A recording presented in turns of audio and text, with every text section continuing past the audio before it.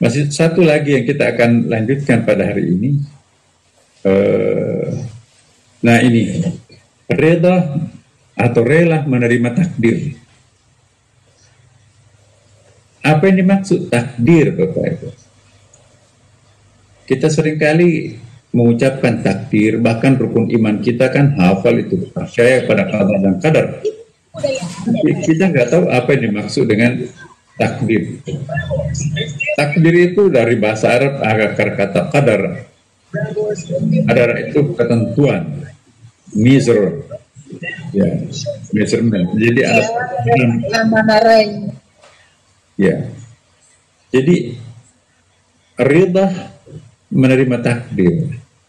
Masih banyak orang berusaha untuk menolak takdir. Ya, saya jelaskan dulu apa yang dimaksud takdir.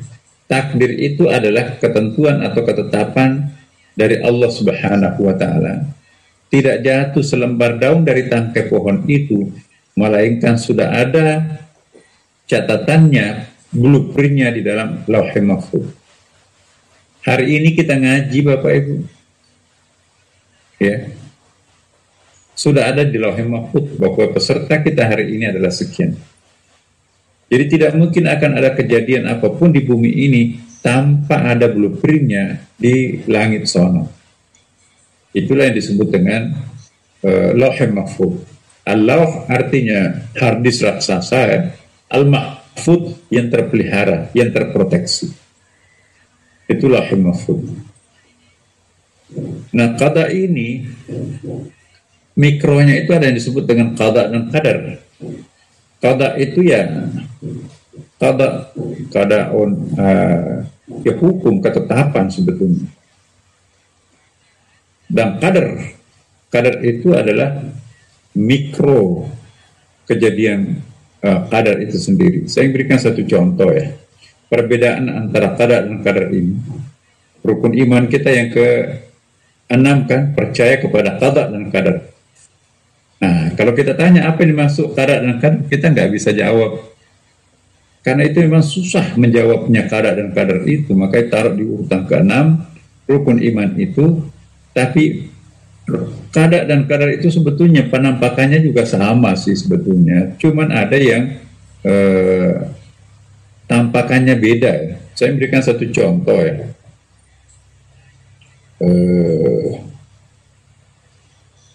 Ini ada 2 gelas. Tangan kiri, tangan kanan saya memegang 2 gelas. Sama-sama ada isinya, berarti berat jenisnya itu sekian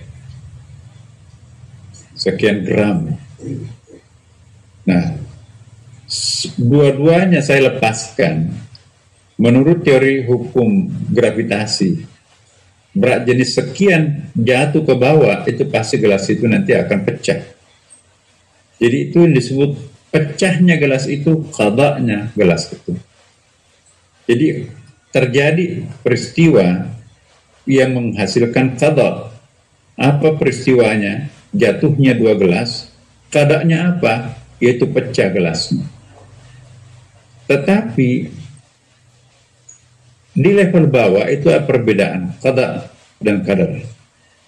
Kalau qadanya itu tadi, ya, qadanya itu kena karpet, ya, itu hanya pecah 2 gelasnya. Tapi tangan kanan saya tadi ini lepas, jatuhnya ke tegel atau ke keramik, jatuhnya 10 bahkan mungkin 20 pecahan. Qada itu pecah. Pada pecahannya keberapa, itu namanya qadar. Nah, jadi percaya kepada qada dan qadar. Qada dan qadar itu adalah takdir, sudah ditentukan oleh Allah Subhanahu wa taala. Kita mau pergi ke puncak, anak-anak muda tuh. Bapaknya menasehatkan, ibunya menasehatkan, "Nak, hati-hati. Pakai helm lah, pakai helm semua." Nggak usah helm, kita kan cuman dibonceng. Ya pakai helm aja, dibonceng, ya pakai helm tuh yang dia membonceng. Ya, adeknya juga pergi. Pakai helm nak? Oh iya ya, sini helm. Nah, di atas ke puncak itu ya.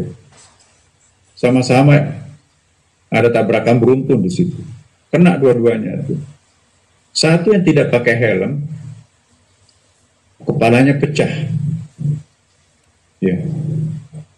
Satu yang tidak pakai helm kepalanya pecah. Yang pakai helm itu bocor kepalanya, tapi masih hidup.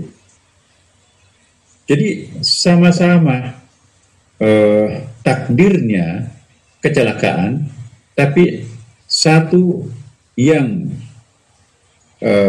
qadanya itu pecah, ya. Satu kadarnya itu pecah dan satunya lagi itu tidak pecah. Jadi qada itu sama-sama kecelakaan, kadarnya itu bentuk kecelakaan yang berbeda. Satu mati, satu setengah mati gitu kan. Jadi sama-sama jatuh. Gelas tadi itu jatuh sama-sama. Itu qadanya. Tapi kadarnya yang membedakan. Satu kena karpet itu hanya pecah dua. Satu yang kena keramik, ya, tegel, itu pecah 10. Itu kadar. Jadi pecah itu qada. Berapa bentuk pecahannya itu disebut dengan kadar. Nah, perbedaan antara qada dan qadar itu ada ikhtiar manusia di situ yang terlibat. Nah, orang yang suka pakai masker menyesuaikan dirinya dengan protokol kesehatan, ya. Kemudian juga social distancing, cuci tangan, taat terhadap protokol kesehatan, itu ternyata selamat. Tapi orang yang nggak pakai masker, ya, nggak pernah cuci tangan, itu yang kena. Ya. Kalaupun kena, maka itu nggak berat, ya OTG. Tapi kalau yang tidak pakai protokol kesehatan tadi, maka itu lebih parah. Jadi itu kadarnya yang berbeda. Sama-sama diserang COVID, tapi satu yang OTG, ya, tanpa gejala, satu yang ngos-ngosan di situ. Kenapa? Dia tidak pakai protokol. Dia nggak pakai, tidak mengindahkan protokol kesehatan.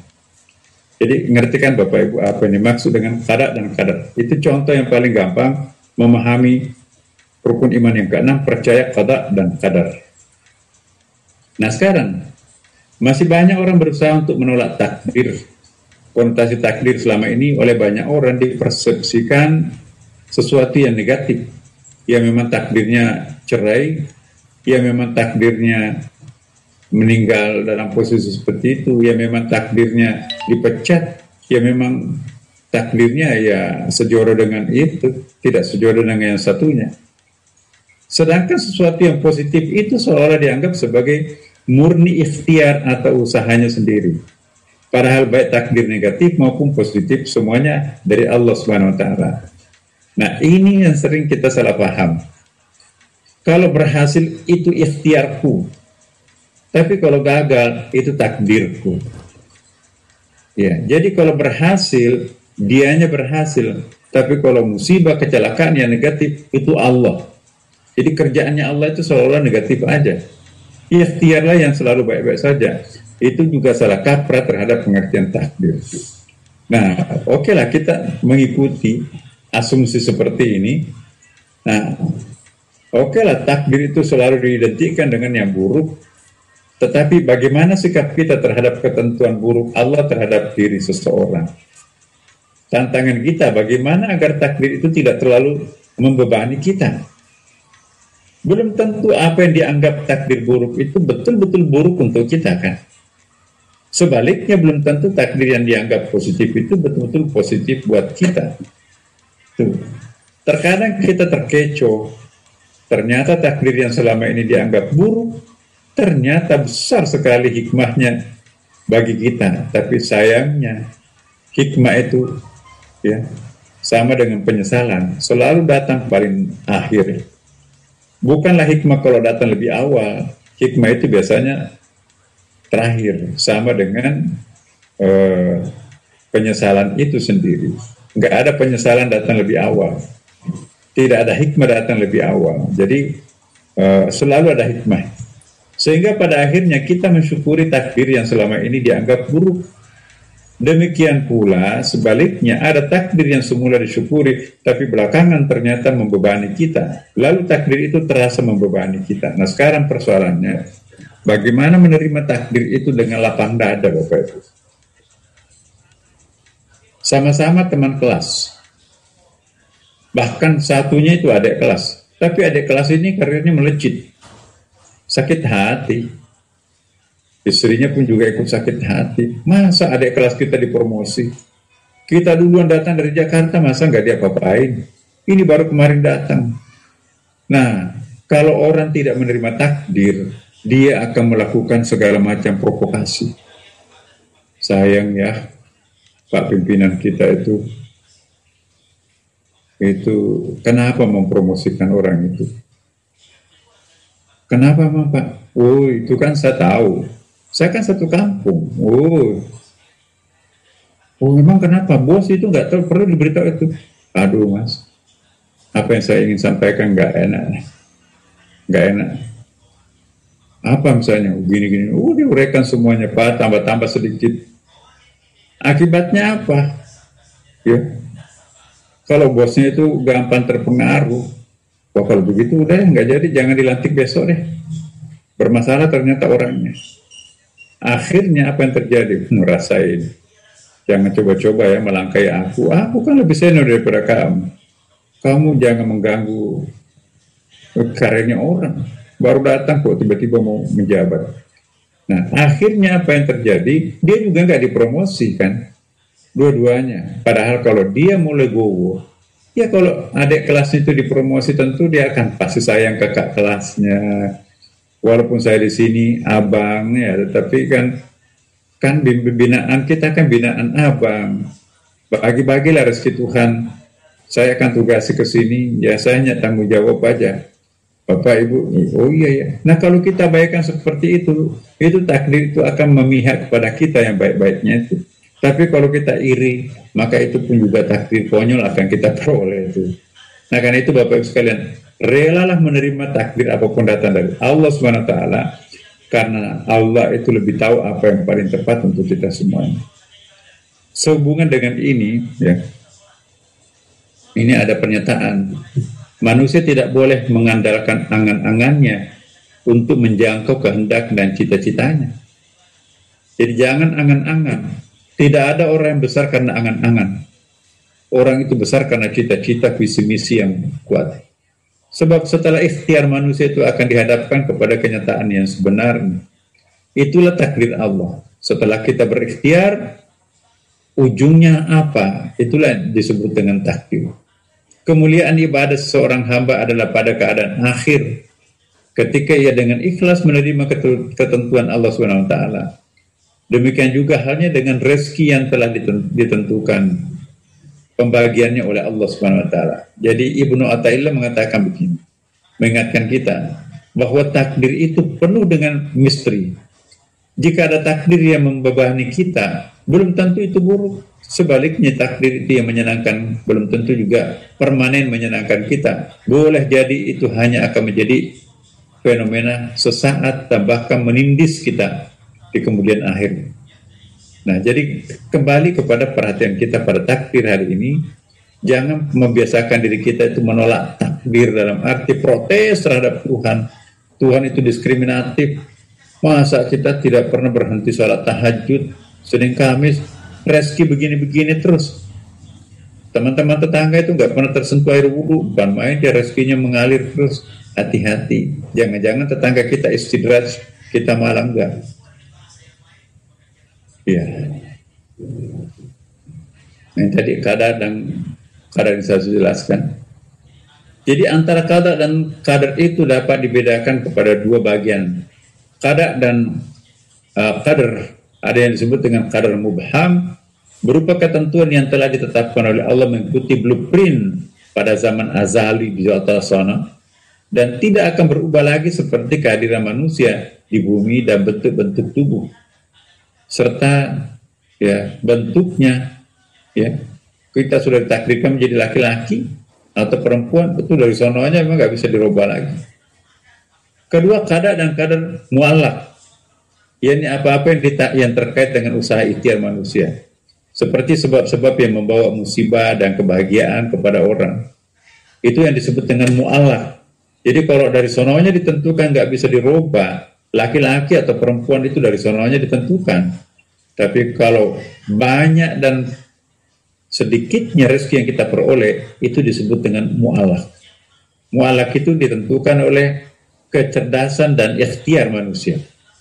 Kalau kita nggak punya kreatif, tidak punya inovatif, ya memang pantas kita menerima apa adanya. Tapi kalau orang itu rajin, kreatif, inovatif, ya lincah, human relation-nya bagus, doa dan ibadahnya, wah itu pasti akan lebih makmur. Kenapa? Ya, karena apa yang dia cari yaitu dalam bentuk qadar mu'allaq itu persyaratannya sudah terpenuhi semuanya. Nah, inilah yang perlu untuk kita camkan Bapak Ibu sekalian ya, bahwa seringkali kita kecewa menerima takdir. Aku kok setengah mati berdoa, tapi anakku nggak punya jodoh.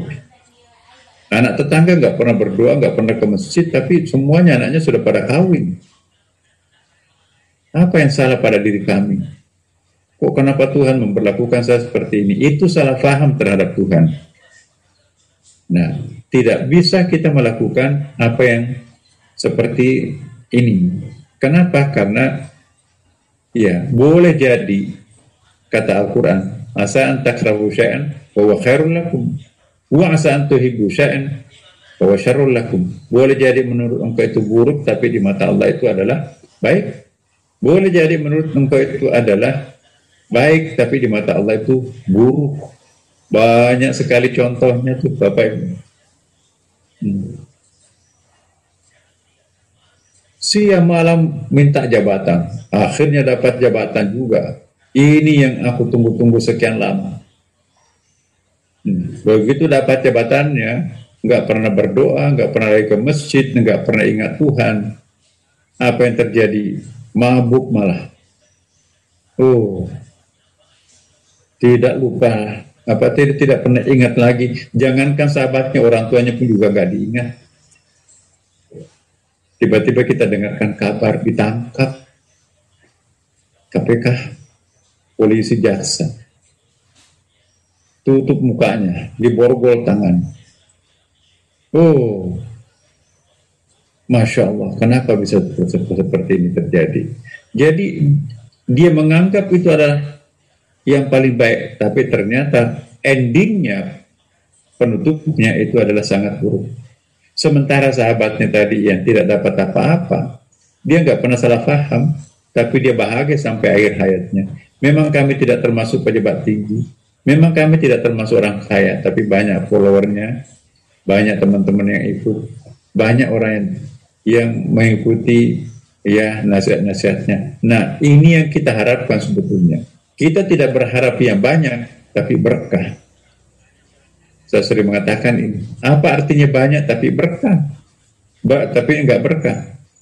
Yang kita inginkan itu sebetulnya banyak dan berkah. Tapi kalau choice-nya tidak ada, lain kecuali harus memilih satu di antaranya, maka kita tentu memilih yang paling berkah.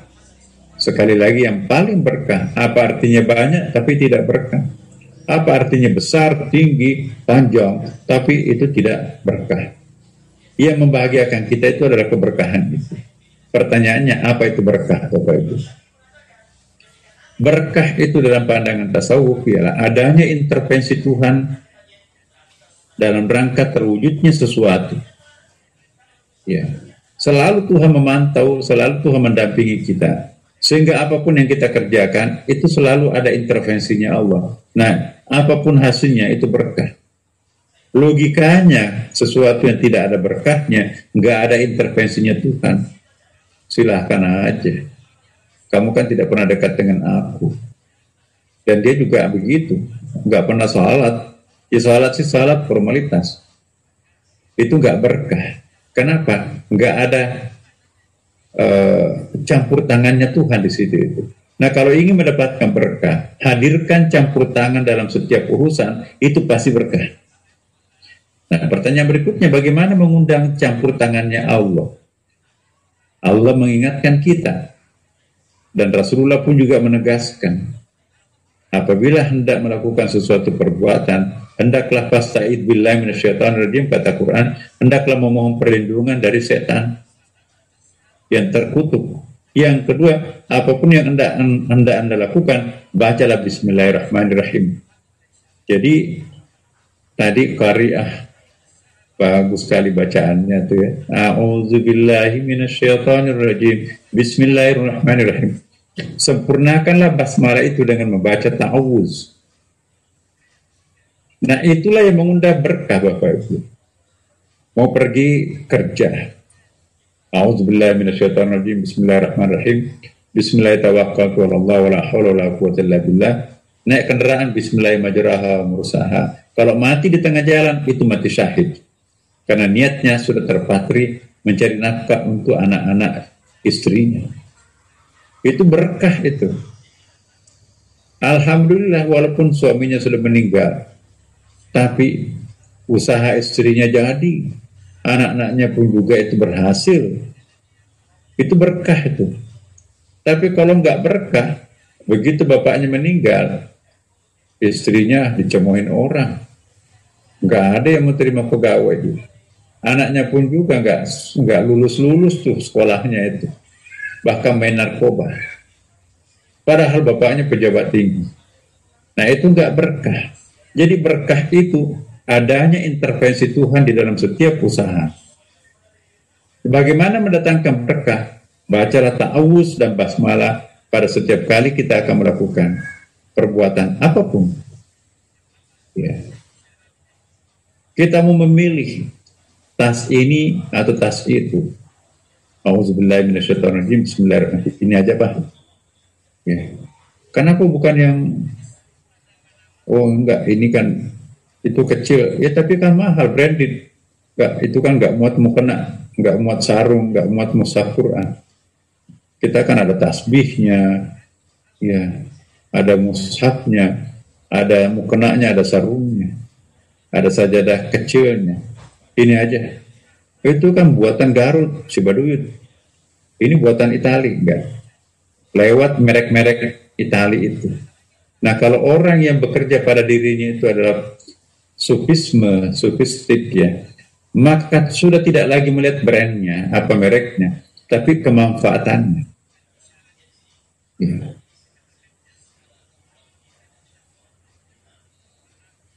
Lewat di toko elektronik, bapak-bapak itu kan suka elektronik, ibu-ibu suka tas tuh. Ini komputer bagus Pak, ini yang paling bagus nih. Apa fungsinya? Oh, lihat aja mereknya Pak. Mereknya sih merek, tapi saya kan nggak pernah memainkan seperti itu. Aku biasanya komputer-komputer yang klasik seperti ini. Ini aku sudah bersahabat. Jadi lewat merek itu, apa artinya merek yang mahal, tapi kita nggak bisa mengoperasikan. Setiap kali mau mengoperasikan, panggil anak, panggil cucu untuk bantu kita kan. Kalau ini mas sudah familiar dengan kami. Yang penting kan mengetik, kirim, sudah selesai. Nah, orang-orang yang punya berkah dalam hidupnya tidak lagi mengandalkan branded, tapi mengandalkan fungsi. Karena itu Bapak Ibu sekalian, mari kita mulai belajar. Lewatilah hal-hal yang sifatnya prestise, brand, merek-merek. Tapi mari kita berorientasi kepada fungsi dan kegunaan. Ya. Seperti tadi, kalau tas ini kan nggak muat mukena, nggak muat Quran, ya, nggak muat tasbih. Kalau ini kan handphone masuk, sajadah masuk, sarung masuk, ya mukena masuk, enak ini aja.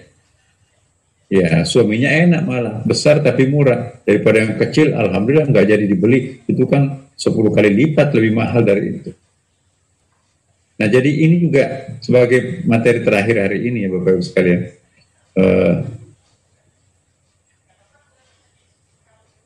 Ya, takdir ini jangan melawan takdir. Bersahabatlah dengan takdir. Apapun pemberian Tuhan kepada kita, itu yang terbaik. Yakinlah bahwa Allah itu maha baik, tidak mungkin melahirkan sesuatu yang tidak baik untuk diri kita. Siapa yang berbaik sangka kepada Allah Subhanahu wa taala, maka Allah akan merubah yang tadinya buruk itu menjadi baik baginya. Siapa yang selalu buruk sangka terhadap Allah, maka apa yang tadinya baik itu akan dirubah menjadi buruk. Ada hadis Nabi kan, Innallaha kana fi auni abdi. Ya, anak indah dan abdi bi, itu ada 2 hadisnya. Aku berada pada kepemihakan hati hambaku. Jadi kalau kita mengatakan ini baik, maka berkah itu akan menjadikannya itu sebagai baik. Kalau kita mengatakan ini jelek, buruk, seumur hidup itu nanti akan menjadi buruk. Nah, jadi qanaah, apa itu qanaah? Merasa puas terhadap apa yang Allah berikan pada kita. Itulah kanzon. Kanzon itu apa? Gudang yang tidak pernah kering. Maka itu selalu baik sangka, positive thinking lah. Maka kalau kita positive thinking, tadinya buruk itu menjadi baik. Tapi kalau kita nggak pernah positive thinking, baik pada diri sendiri maupun kepada orang lain, sesungguhnya sudah baik tapi dirubah Allah itu menjadi buruk. Inilah caranya orang mempermainkan takdir. Terimalah dengan positive thinking apapun dari Allah. Insya Allah. Kita nggak pernah marah. Kan kalau orang masih suka marah, itu protes takdir tuh. Ulama-ulama besar seperti Imam Syafi'i, Al-Ghazali, itu hampir-hampir nggak pernah marah, apalagi Nabi kan. Ya, satu saat Imam Syafi'i atau siapa ya, jangan Imam Syafi'i. Banyak contoh lah. Ya. Imam Syafi'i itu dalam dalam biografinya Imam Syafi'i, preman di dekat rumahnya itu takjub kagum terhadap Imam Syafi'i, kok nggak pernah marah. Ulama-ulama lain suka maki-maki dirinya, nggak salat lah apalah. Imam Syafi'i selalu tersenyum, Assalamualaikum. Gimana ya, kita akan melihat wajahnya Imam Syafi'i kalau marah itu kayak apa. Datanglah Imam Syafi'i pergi menjahit pakaian di tailornya di Baghdad. Nah, Mas, tukang jahit, nanti tangan kanannya bikin gombrang ya. Tangan kirinya bikin pas seperti ukuran. Kenapa? Saya tanggung jawab, pokoknya bikin seperti itu. Awas loh kalau enggak. Siapa Pak? Wow. 3 hari kemudian Imam Syafi'i datang ambil bajunya. 1 gombrang tangannya kanan, 1 pas. Ngintiplah preman-preman itu. Bagaimana wajahnya Imam Syafi'i kalau marah ya. Begitu dia difitkan di depan cermin, 1 gombrang, 1 kecil, ketawa Imam Syafi'i. Masya Allah Mas, kamu tahu ya kalau saya itu seorang penulis, ya. Dengan longgarnya lengan kanan saya ini berarti kan saya lebih enak tuh mengambil tinta. Dulu kan pulpennya orang nggak kayak gini Bapak Ibu. Itu ada botol tinta, ada kalamnya, kemudian ada kertas. Selalu ada botol tinta. Nah, botol tintanya di sini, kemudian juga kertasnya di sini. Nah, dengan longgarnya lengan baju saya, berarti nanti saya akan leluasa menulis gitu. Terima kasih ya, kamu tahu persis kebutuhan saya. Nah, preman yang ngintip itu, aduh gagal kita melihat Imam Syafi'i marah ini. Udah betul. Nah, kalau kita marah, aku nggak mau bayar, kamu kok kurang ajar mempermainkan saya, tahu saya, ini kan saya ulama besar nih. Oh, dia enggak kayak gitu. Terima kasih musuh. Betul-betul saya nanti akan memanfaatkan ini. Jadi supaya nanti nggak kena tinta kan enak, tinggal saya gulung, longgarkan. Padahal sesungguhnya itu tidak seperti ukurannya. Ulama-ulama yang lain seperti itu banyak caranya untuk memberikan pembenaran terhadap para penghinanya, sehingga apa yang terjadi, preman tadi itu bertobat menjadi muridnya Imam Syafi'i. Jadi kalau orang hidupnya berkah, itu orang itu pasti akan tersedot menjadi followernya. Nah, inilah Bapak Ibu sekalian, hari ini kita mengakhiri 2 poin yang sangat penting. Ya, pada 2 pertemuan kita ini. Pertama adalah tadi kita insya Allah mudah-mudahan kita tinggal mengamalkanlah Bapak Ibu.